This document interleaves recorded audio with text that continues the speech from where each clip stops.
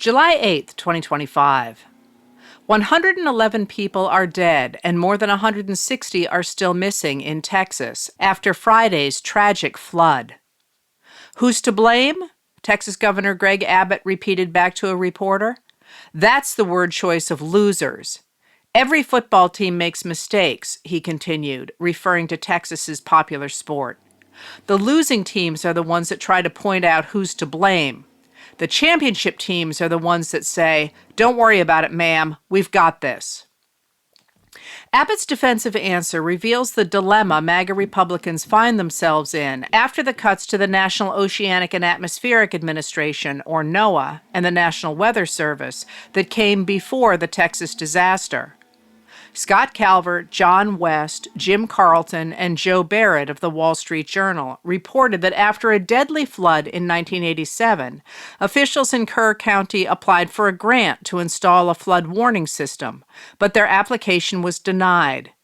They considered installing one paid for by the county, but decided against it. Then County Commissioner Thomas Moser told the reporters it was probably just, I hate to say the word, priorities, trying not to raise taxes.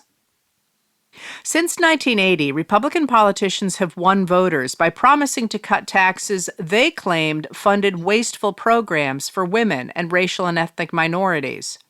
Cutting government programs would save money, they said, enabling hardworking Americans to keep more of their hard-earned money. But leaders recognized that Republican voters actually depended on government programs, so they continued to fund them, even as they passed tax cuts that moved more than $50 trillion from the bottom 90% of Americans to the top 1%. Now, in Trump's second term, MAGA Republicans are turning Republican rhetoric into reality, forcing Americans to grapple with what those cuts really mean for their lives. Today, the Supreme Court cleared the way for the administration to fire large numbers of employees at 19 different federal agencies and to reorganize them while litigation against those firings moves forward, although it required the administration to act in ways consistent with applicable law. A lower court had blocked the firings during litigation. Anne E. Marimo of the Washington Post notes that this court has repeatedly sided with President Donald Trump as he slashes the federal government. The court said it is not expressing a view on the legality of the cuts at this time. The administration's cuts were in the news today as Marissa Cabas of the Handbasket reported that the Federal Emergency Management Agency, or FEMA, has just 86 people deployed in Texas today, although Trump declared a disaster on Sunday. At a press opportunity at a cabinet meeting today, Trump said it wasn't the right time to talk about his plans to phase out FEMA. The administration is getting pushback in a number of other places as well, including from medical organizations. Yesterday, the American Academy of Pediatricians, the American College of Physicians, and 4 other groups sued the Department of Health and Human Services, or HHS, and HHS Secretary Robert F. Kennedy Jr. over the changes Kennedy has made to the Vaccine Advisory Panel, to the availability of COVID vaccines, and to vaccine recommendations. The lawsuit calls those changes unlawful and unilateral and says they violate the Administrative Procedure Act. Just who is in charge of the administration remains unclear. In the New York Times yesterday, Jason Zingerle pointed to White House Deputy Chief of Staff Stephen Miller as the final word on White House policy. Homeland Security Secretary Kristi Noem defers to him. Attorney General Pam Bondi is so focused on preparing for and appearing on Fox News that she has essentially ceded control of the Department of Justice to him. White House Chief of Staff Susie Wiles is concentrating on producing a reality TV show every day, a Trump advisor told Zingerle. So Miller, with his knack for flattering his boss, wields power. Meanwhile, at the Pentagon, Secretary of Defense Pete Hegseth did not inform the White House before he stopped the shipment of weapons to Ukraine last week. Natasha Bertrand and Zachary Cohen of CNN reported today that Hegseth's lack of a chief of staff or trusted advisors means he has no one to urge him to coordinate with other government partners. Trump has ordered Hegseth to restart some of the shipments. When a reporter asked the president today who had authorized the pause, Trump answered, "I don't know. Why don't you tell me?" At today's press opportunity, Trump was erratic, at one point veering off into a discussion of whether he should put gold leaf on the moldings in the room's corners. The administration has so few successes to celebrate that, as Jarrett Renshaw of Reuters reported today, it is claiming credit for investments that were actually made under former President Joe Biden. A government website touting the Trump effect claims more than $2.6 trillion in U.S. investments, but Renshaw found that more than $1.3 trillion of those investments originated under Biden or were routine spending. One company has warned that its pledge of investments worth $50 billion is threatened by Trump's policies. When asked why the administration had taken credit for projects that happened under Biden, White House officials said the final investment decisions were announced under Trump's watch and prove his economic policies are triggering U.S. investment. Renshaw noted that it was not clear in many cases what role, if any, Trump or his policies played in getting the deals across the line. Instead of embracing proven economic policies, the administration appears to be turning to ideologically based ideas that seem far-fetched.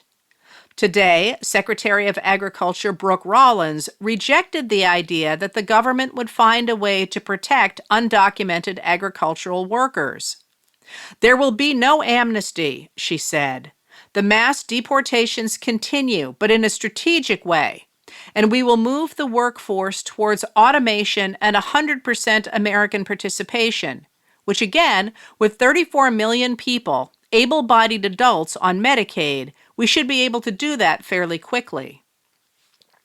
The administration is now facing a rebellion from MAGA supporters who expected that, once in power, a Trump administration would release information about those men implicated in the Jeffrey Epstein scandal as people for whom Epstein provided underage girls.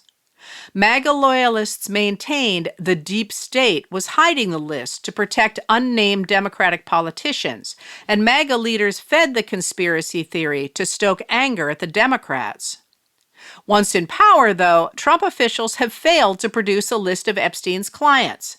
MAGA loyalists have now turned their anger on those officials, especially Attorney General Pam Bondi, who said in February that the Epstein list is sitting on my desk right now, and who now maintains that no such list exists.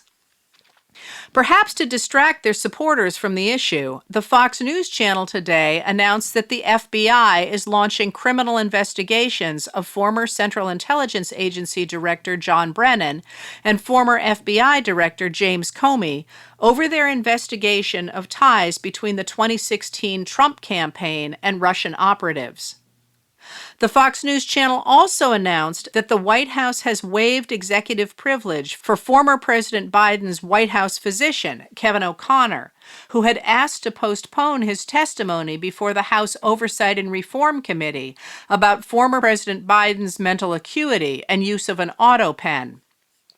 On Saturday, O'Connor's lawyer wrote to committee chair James Comer, a Republican of Kentucky, asking for the postponement, noting, "We are unaware of any prior occasion on which a congressional committee has subpoenaed a physician to testify about the treatment of an individual patient.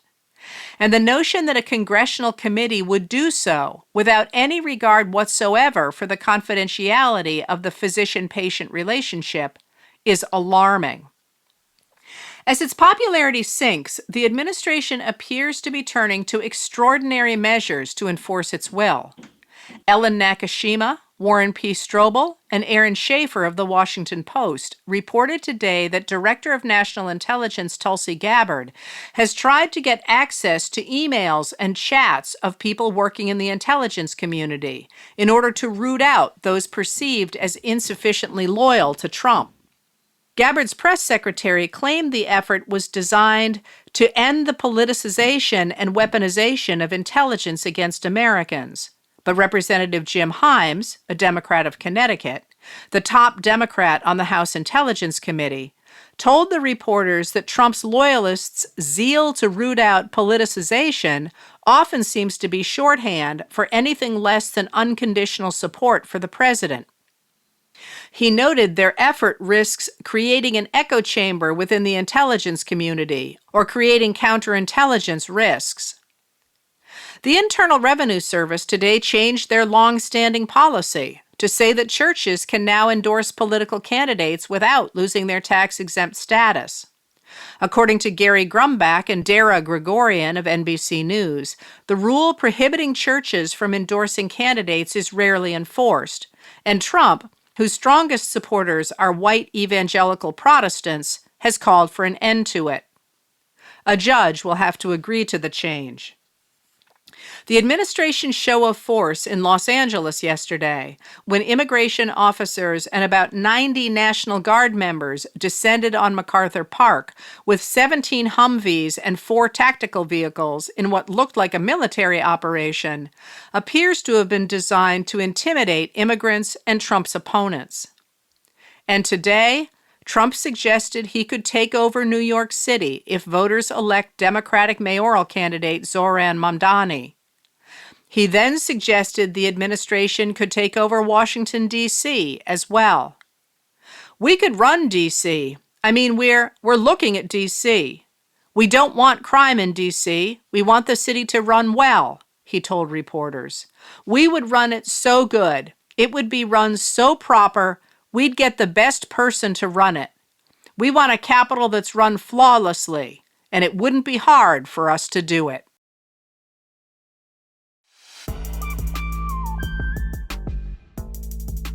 Letters from an American was written and read by Heather Cox Richardson. It was produced at Soundscape Productions, Dedham, Massachusetts. Recorded with music composed by Michael Moss.